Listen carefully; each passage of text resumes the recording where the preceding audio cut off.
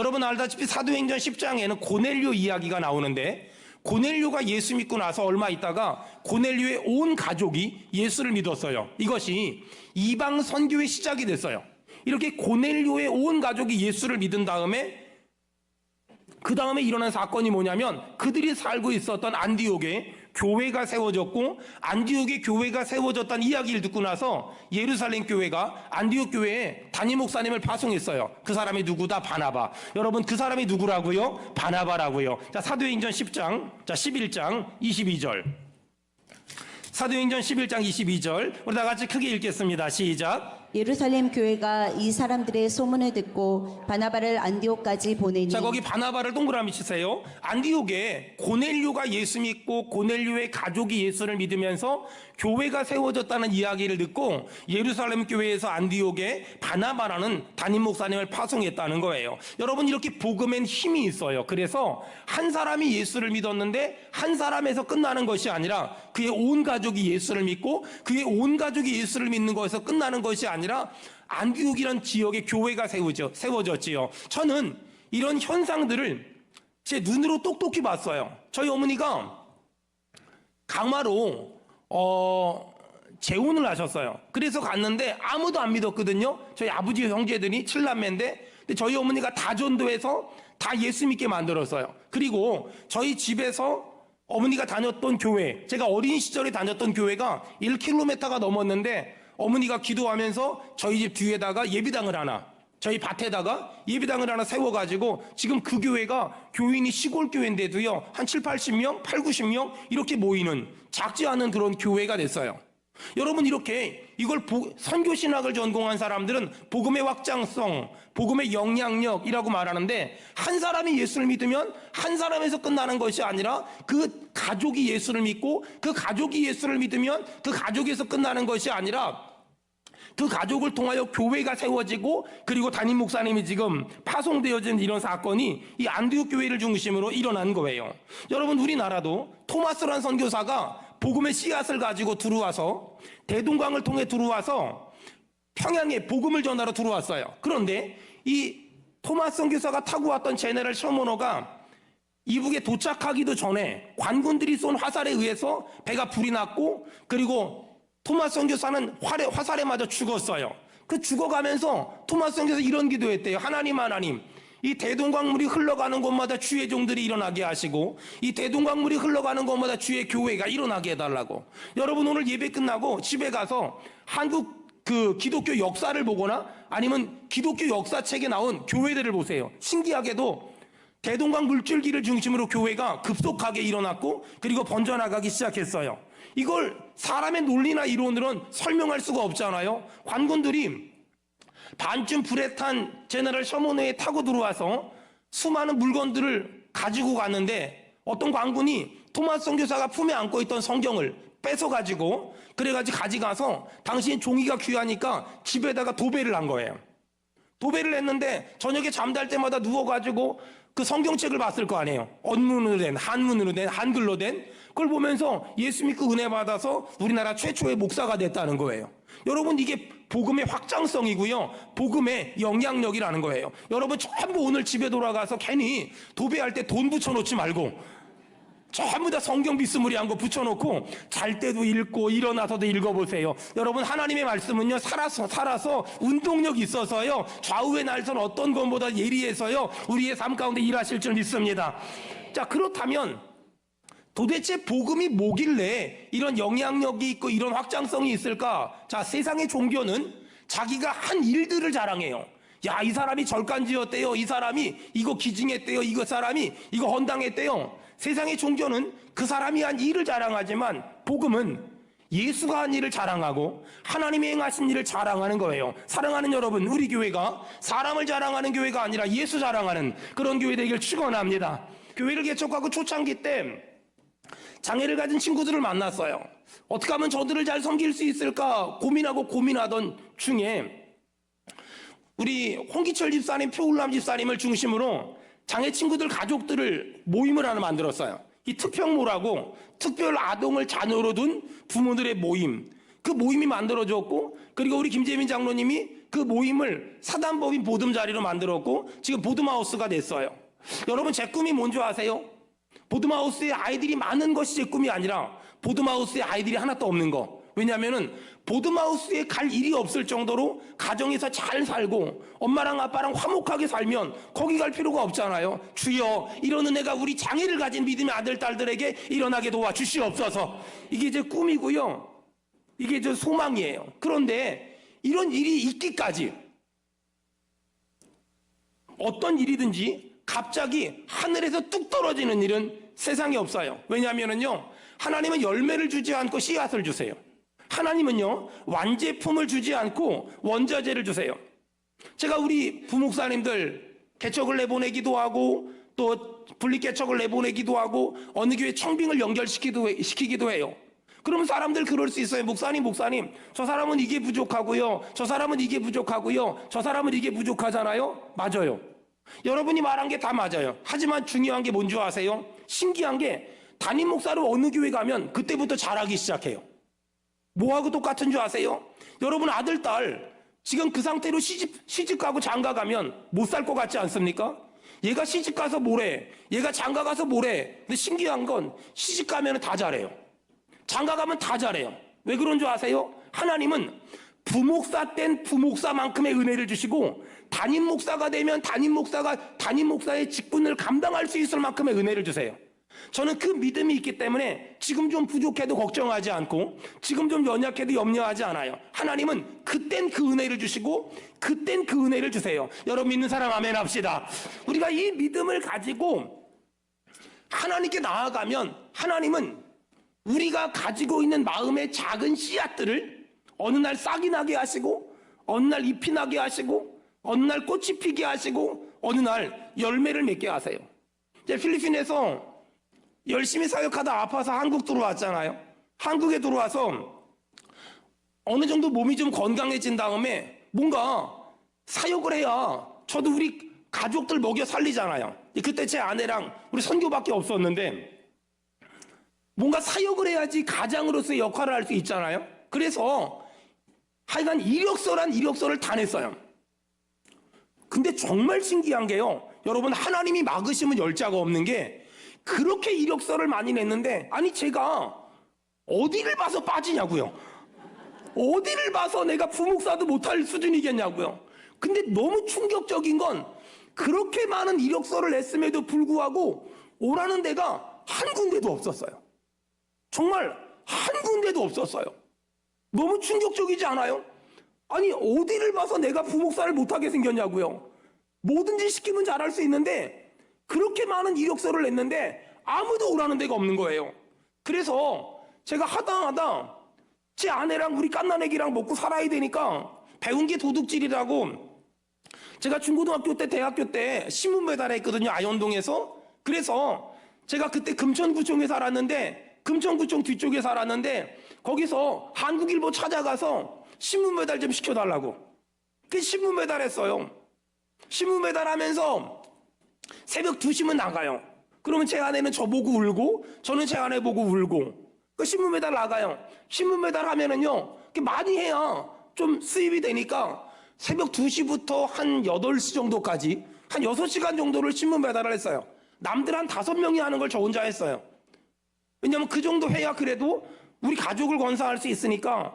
그런데 새벽 5시만 되면 제가 지나가는 신문 배달 코스가 있는데 그 교회였거든요.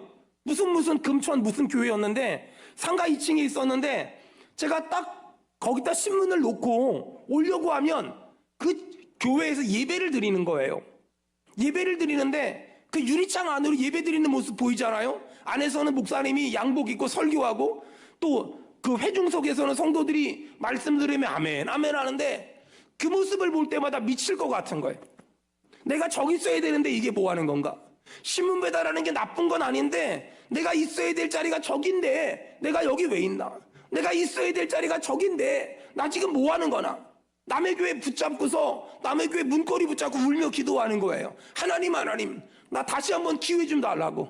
하나님 나 한 번만 기회 좀 달라고. 나 정말 기회 주시면 나 열심히 사역할 테니까, 나 정말 좋은 목사 될 테니까, 나 정말 좋은 교회 만들 테니까 하나님 나 한 번만 기회 달라고 그렇게 남의 교회 문고리 붙잡고 그렇게 기도했는데, 하나님이 그 결과로 하나님이 저를 수원으로 인도하셨고, 그리고 교회를 개척하게 하셨고, 지금의 수원은혜 교회가 되게 하셨어요.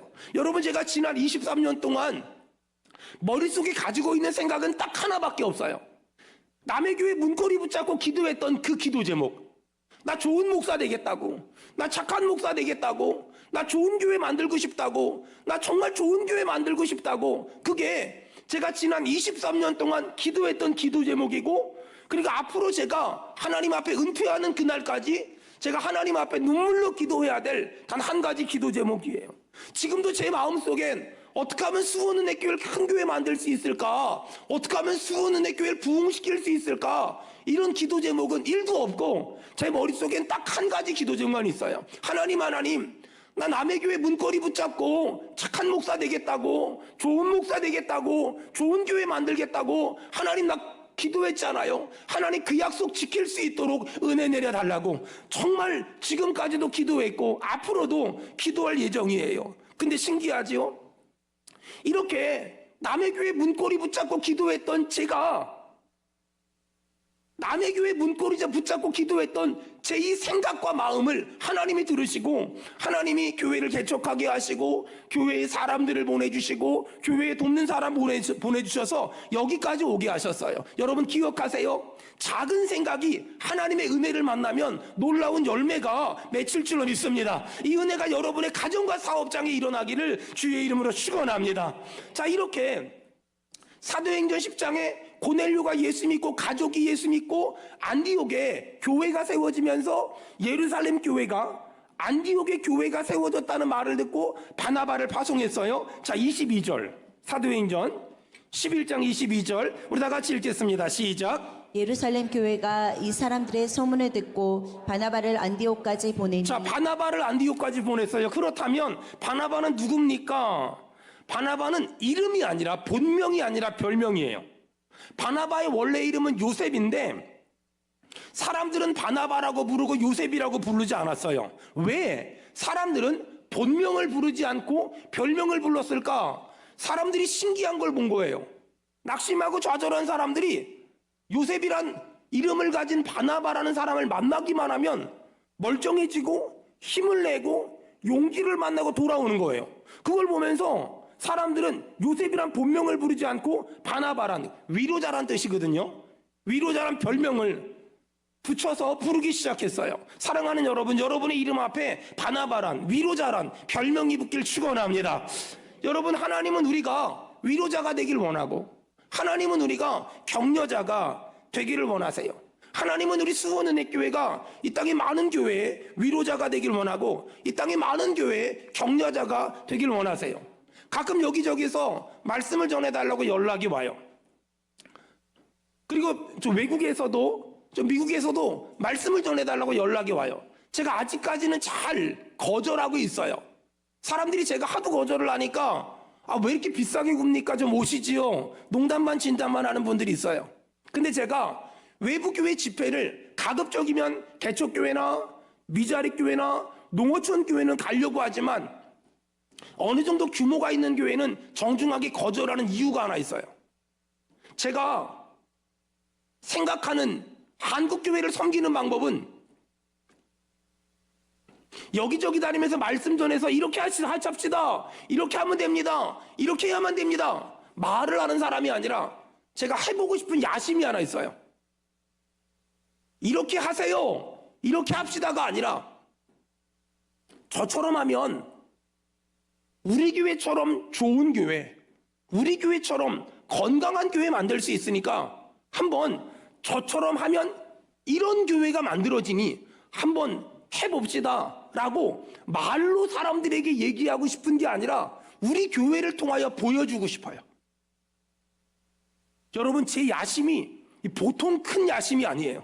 말로 하는 건 하나도 어렵지 않거든요. 그런데 우리 교회라는 교회를 통하여 사람들에게 이런 교회를 이렇게 하면 된다고, 이렇게 하면 이런 교회가 된다고 내가 교회를 통하여 입증하고 싶어서 제가 외부 집회 나가는 것보다 우리 교회에 더 애착을 갖고 우리 교회를 건강한 교회 만들고 좋은 교회 만들고 싶은 욕심을 갖는 거예요. 사랑하는 여러분, 신앙생활은 넘어진 사람 이렇게 세우는 거고 쓰러진 사람 이렇게 세우는 거잖아요. 그러다 보면 욕도 먹고 비판도 당하고 비난도 당해요. 하지만 여러분, 그런다고 그걸 안 하면 그건 직무 위기예요. 하나님은 모든 사람에게 설교할 자격을 주진 않았지만 하나님은 모든 사람에게 위로하고 격려할 바나바의 사명을 주셨어요. 여러분, 우리는 누군가를 비판하고 비난하는 사람이 아니라 누군가를 격려하고 누군가를 위로하는 사람이에요. 가끔 사람들 만나면 이런 말 많이 합니다. 세상이 썩었다고, 한국교회가 썩었다고. 여러분, 하나님은 우리에게 빛과 소금의 역할을 감당하래요. 빛과 소금의 역할이 뭡니까? 어두워져가는 세상, 어둡다고 말하는 게 아니라 어두워져가는 세상에 빛을 비추는 게 빛의 사명이고, 썩어져가는 세상, 썩었다고 말하는 것이 아니라 썩어져가는 세상에 방부제 역할을 하는 게 빛과 소금의 역할을 감당하는 거 아닙니까? 여러분, 썩어져가는 세상을 썩었다고 말하는 사람에게 귀 기울이지 마세요. 어두워져가는 세상을 어둡다고 말하는 사람에게 귀 기울이지 마세요. 바라기는 여러분이 어두워져가는 세상에 빛이 되길 바라며 썩어져가는 세상에 방부제가 되길 주의 이름으로 축원합니다. 그것이 하나님이 우리를 세우신 이유고 목적이라는 거예요. 여러분, 우리 교회 안에도 위로가 필요한 사람들, 격려가 필요한 사람들 진짜 많습니다. 우리 찬양대 아침 7시 반부터 와서 연습해요. 우리 선생님들 아침부터 나와서 이렇게 고생하잖아요. 우리 예배 안내위원들, 이게 쉬운 게 아니거든요. 찬양하시는 분들, 여기 반주하시고 여기 섬기시는 분들, 이게 쉬운 게 아니거든요. 여러분, 이런 분들한테 10가지를 잘했는데 한 가지 잘못했다고 왜 그딴 식으로 하냐고 그러지 말고 그냥 잘한다 그러세요. 다 돈 받고 하는 거 아니잖아요. 저 주방에서 봉사하시는 분들 얼마나 귀하고 얼마나 맛있습니까? 밥을 먹는데, 국수를 먹는데 좀 짭니까? 물 타 먹으세요. 좀 싱겁습니까? 소금 쳐 먹으세요. 발음이 좀 안 좋긴 하지만 그럴 리도 없지만 그 정도의 여유와 그 정도의 아량을 가지고 우리가 위로하고 격려하면, 직장에서도 여러분 직원들 다들 수고하잖아요. 내일 아침에 출근할 때 전부 다 쭈쭈바라도 하나라도 사가지 가서 수고한다고 애쓴다고 말해주고, 반대로 직원들도 사장님 수고한다고 애쓴다고. 여러분, 직원들은 생각에 한 달 일하면 월급 나오는 거야 라고 생각하잖아요. 근데 그거 아세요? 그 사장님은 그 월급 맞춰주려고 어저께 밤 늦게까지 어딘가 돈 꾸러 다녔을지도 몰라요. 그러면 서로가 고마워하고 서로가 감사하고 서로가 격려해주면 얼마나 좋습니까? 제가 이렇게 말하면 어떤 분들 그래요. 목사님, 그깟 말 한마디가 뭐 그렇게 위로가 됩니까? 제가 목회하면서 보니까는요, 그깟 말 한마디가 위로가 됩니다. 그깟 말 한마디가 격려가 되고 그깟 말 한마디가 용기가 돼요. 여러분, 이 시대에 필요한 건 비난이나 판단하는 사람이 아니라 격려하는 사람이에요. 몇 마디 말 한마디로, 여러분, 어떤 아내 되는 분이 내가 저 인간이랑 안 살아 그랬는데 몇 마디 말 잘하잖아요. 그럼 몇 년 더 살아줄 생각을 합니다. 여러분, 어떤 직분을 맡은 사람들이 내가 올해까지만 하고 안 해. 근데 몇 마디 누가 격려해주면 또 1년 더 하게 됩니다. 그 몇 마디 말이 아무것도 아닌 것 같지만 얼마나 위로가 되고 얼마나 힘이 나는지 몰라요. 제가 너무너무 좋아하는 시가 하나 있어요. 글이라고 표현하는 게 더 맞을 것 같아요. 토닥토닥이란 시인데, 나는 너를 토닥거리고 너는 나를 토닥거린다. 삶이 자꾸 아프다고 말하지만 너는 자꾸 괜찮다고 말한다. 바람이 불어도 괜찮다. 혼자 있어도 괜찮다. 너는 자꾸 토닥거린다. 나도 자꾸 토닥거린다. 다 지나간다고, 다 지나갈 거라고 토닥거리다 잠든다. 살다 보면 힘들고 어려울 때가 있어요. 내가 지금 숨을 쉬는지 안 쉬는지, 내가 지금 길을 걷는지 안 걷는지 그것조차 느껴지지 않을 만큼 힘들 때가 있어요. 그때 내가 나를 토닥거리고 그가 나를 토닥거려주면 마음이 풀려요. 그 토닥거림에 숨이 쉬어지고 걸을 수 있는 힘이 생기고 입가에 미소가 생겨요. 전 우리 교회 안에 이런 바나바 같은 사람들이 점점 많아지길 축원합니다.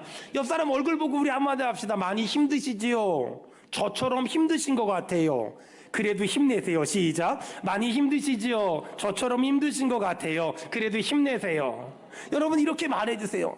왜 인상 쓰고 다녀? 이러지 말고요. 왜 출근해서 인상 쓰고 다녀? 이러지 말고요. 많이 힘들구나. 많이 힘들구나. 아니 왜 교회 와서 인상 쓰고 있어 이러지 말고요. 얼마나 힘들면 그러겠어요. 옆에 있는 사람이 인상 쓰고 있으면 친한 사람이면 예배 끝나고 얼굴을 이렇게 막 만져줘 봐요. 그러면 아마 얼굴이 펴질 거예요.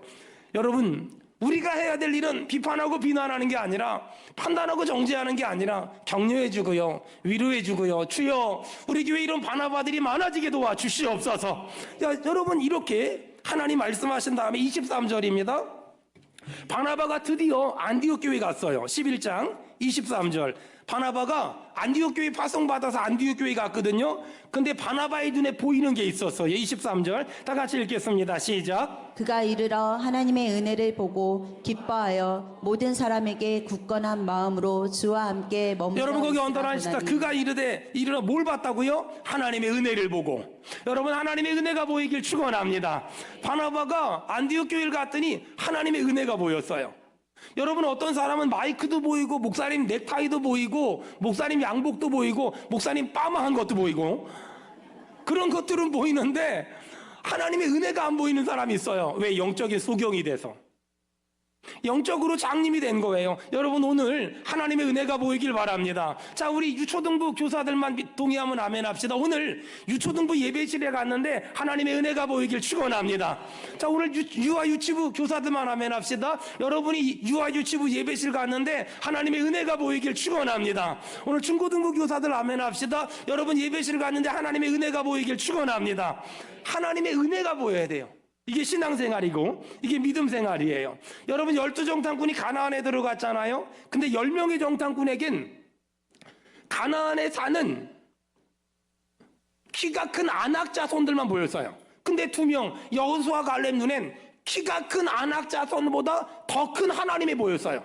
그러니까 키가 큰 아낙 자손을 본 10명의 정탐꾼은 거기 들어가면 죽어 라고 말했고 2명의 정탐꾼 여호수아 갈렙은 들어가자, 아낙 자손보다 더 크신 하나님이 우리를 지켜줄 거다라고 말했어요.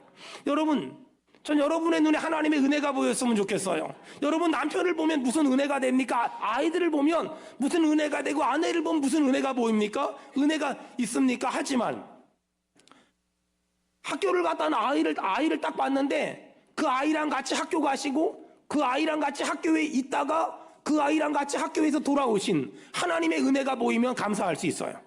여러분 남편을 보면 무슨 은혜가 있습니까? 그런데 남편이랑 같이 출근하시고 남편이랑 같이 일하시다가 남편이 나쁜 사람 못 만나게 막으시고 남편이 좋은 사람 만나게 길을 여시고 남편이 하지 말아야 될 계약 안 하게 하시고 남편이 해야 될 계약 하게 하신 하나님의 은혜가 보이면 감사할 수 있어요.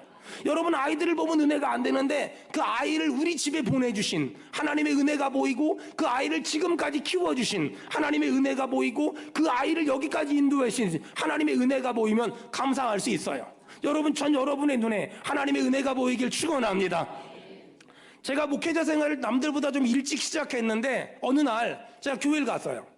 우리 목사님이 저한테 아버지 같은 분이었는데 저를 불러요. 유서가 일로 와봐.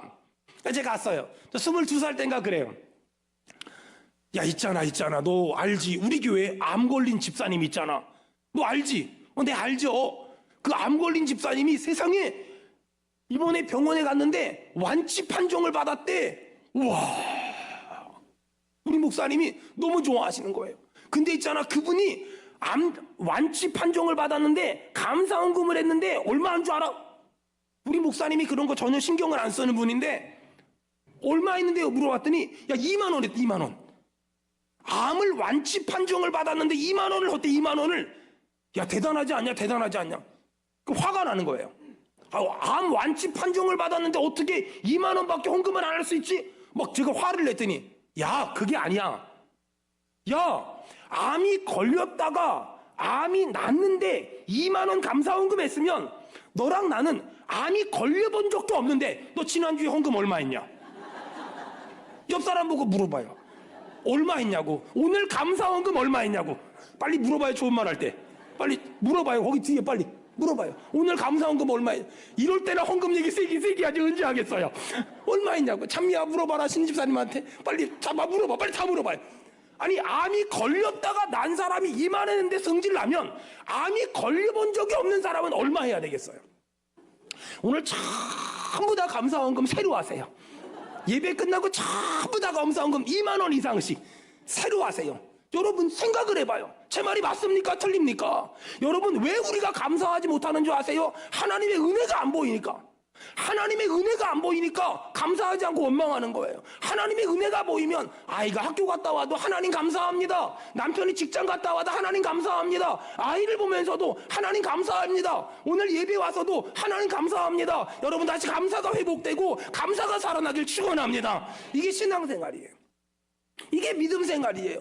난 감사할 게 없어. 불평할 것만 있어. 왜요? 감사할 걸 보지 못하니까. 아이가 살아있음에 감사하고, 건강함에 감사하고, 늦게라도 들어왔음에 감사하고, 학교 갔다 오면 감사하고, 건강함에 감사하고, 여기까지 인도해 주심에 감사하고, 남편이 출근할 직장이 있음에 감사하고, 우리가 살 수 있는 집이 있음에 감사하고. 할렐루야.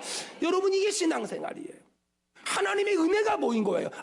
안디옥 교회에 바나바가 갔더니 하나님의 은혜가 보이는 거예요. 그러니까 항상 기뻐할 수 있고요. 쉬지 말고 기도할 수 있고요. 범사에 감사할 수가 있는 거예요. 전 여러분의 눈에 남편을 보면서 하나님의 은혜가 보이길 바라고, 아이들을 보면서 아내를 보면서 하나님의 은혜가 보이길 바라고, 직장에 가 사업장에 가서 하나님의 은혜가 보이길 축원합니다. 우리나라 애국가에 하나님이 보호하사 우리나라 만세. 얼마나 귀해요? 여러분 어떤 사람이 그 고백할 수 있을까요? 우리나라가 여기까지 올 수 있었던 건 하나님이 보호해 주셨다는 하나님의 은혜가 보이니까 여러분 감사할 수 있는 거예요. 어떤 사람 그래요. 야, 수원은혜교회 대단하다고. 아니요. 수원은혜교회 대단하지 않고 황유성 목사도 대단하지 않고 우리 교회를 23년 전에 이 수원이란 지역에서 시작할 수 있도록 은혜 주신 하나님, 여기까지 인도해 주신 하나님, 많은 일에 써주신 여러분 하나님의 은혜가 보이길 축원합니다. 하나님의 은혜가 보이면 감사합니다 감사합니다 할 수밖에 없어요. 여러분 왜 어떤 사람이 감사헌금 합니까? 하나님의 은혜가 보이는 사람은 감사헌금 하는 거예요. 왜 감사헌금 하지 못합니까? 하나님의 은혜가 보이지 않는 사람은 감사하지 못하는 거예요. 여러분 오늘 다시 남편을 보면서 아내를 보면서 아이들을 보면서 내 지금의 모습을 보면서 감사합니다 감사합니다 크게 아멘 합시다. 감사합니다 감사합니다 감사합니다 감사합니다. 여러분이 감사가 살아나길 축원합니다. 안디옥에 도착한 바나바의 눈에 하나님의 은혜가 보이니까 감사했대요. 그러면서 바나바는 어떤 사람인지를 성경은 소개합니다. 24절 사도행전 11장 24절 우리 다 같이 크게 읽겠습니다. 시작. 바나바는 착한 사람이요 성령과 믿음이 충만한 사람이라. 여러분 바나바 어떤 사람이라고요? 착한 사람. 동그라미 칩시다. 착한 사람이요 성령과 믿음이 충만한 사람이라. 여러분 제 꿈이 이거예요. 바나바는 착한 사람이요, 황유성 목사는 착한 사람이요, 바나바는 착한 사람이요. 이 말을 제가 너무너무 듣고 싶고 제가 이런 사람이 너무너무 되고 싶어요. 여러분 신기한 건 뭔지 아세요? 사도행전 11장 24절에 바나바는 착한 사람이요 성령과 믿음이 충만한 사람이라. 이에 바나바가 착한 사람이었기 때문에 하나님이 착한 사람에게 어떤 복을 주세요? 이에 큰 무리가, 요즘 흔히 사람들이 이걸 뭐라 그래요? 부흥이라고 말하죠. 부흥은 바나바의 목회 전략으로 온 것도 아니고 목회 계획으로 온 것도 아니고 바나바의 학력과 능력과 실력으로 온 것도 아니라 바나바가 어떤 사람일 때 부흥을 선물로 주셨다고요? 바나바는 착한 사람이요. 하나님이 어떤 사람에게 복을 주시냐? 착한 사람에게 복을 주세요. 여러분 그런 의미에서 여러분 앞으로 며느리를 얻어야 돼요. 사위를 얻어야 돼요. 어떤 사람이 내 사위가 되고 어떤 사람이 내 며느리가 돼야 될까? 어떤 학교를 나왔어? 돈이 얼마나 있어? 어떤 직업을 가지고 있어? 다 필요 없어요. 그거는 결혼하고 얼마든지 바뀔 수 있어요. 그러면 어떤 사람을 내 아내로 내 남편으로 우리 청년들은, 우리 어른들은 내 사위로 내 며느리로 어떤 사람을 얻어야 될까? 딴 거 다 집어치우고 딱 하나, 그 사람의 됨됨이, 그 사람의 됨됨이가 그 어떤 것보다 중요하고 그 무엇보다 중요하다는 거예요. 오늘 하나님은 어떤 사람에게 부흥을 선물로 주시는지 아주 정확하게 얘기합니다. 착한 사람. 착한 사람. 저 어릴 적에 우리 어머니한테 가장 많이 들었던 말이 뭐냐면 착해야 된다, 착한 사람이 돼야 된다, 착하게 살아야 된다. 학교 선생님들한테, 저 시골에서 중학교 나왔거든요. 농업 선생님이 영어를 가르쳤어요. 가정 선생님이 기술도 가르쳤어요. 기술 선생님이 수학도 가르쳤어요. 그들은 도시에 있는 선생님들만큼 전문성은 없었지만 그들은 도덕적으로 인격적으로 굉장히 훌륭한 어른들이셨어요. 그분들한테 배웠던 영어가 하나도 기억이 안 나지만 그분들이 학생들에게 했던 말들이 있어요. 착한 사람이 돼야 된다. 착하게 살아야 된다. 선하게 살아야 된다. 착한 사람의 인생의 끝은 늘 좋더라. 늘 그런 얘기를 얼마나 많이 해주는. 집에 가면 엄마가 착하게 살라고 하지. 또 학교 가면 선생님이 착하게 살라고 하지. 또 동네 어르신들 만나잖아요. 동네 어르신들 만나면 저 막 불러요. 제가 심부름 잘하니까 막 불러. 유서가 일로 와봐. 가잖아요. 참 착하다. 참 착하다. 우리 유석이 참 착하다. 저 국민학교 6학년 때부터 경운기 몰고 시골에서 일했거든요. 그렇게 안 보일지 모르지만 그랬어요. 근데 그렇게 막 일하고 있으면 동네 어른들이 불러요. 참 착하다.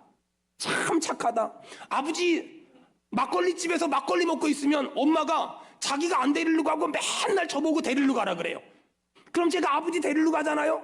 그럼 동네 어른들이 다 싸들면서 착하다. 착하다. 착하다.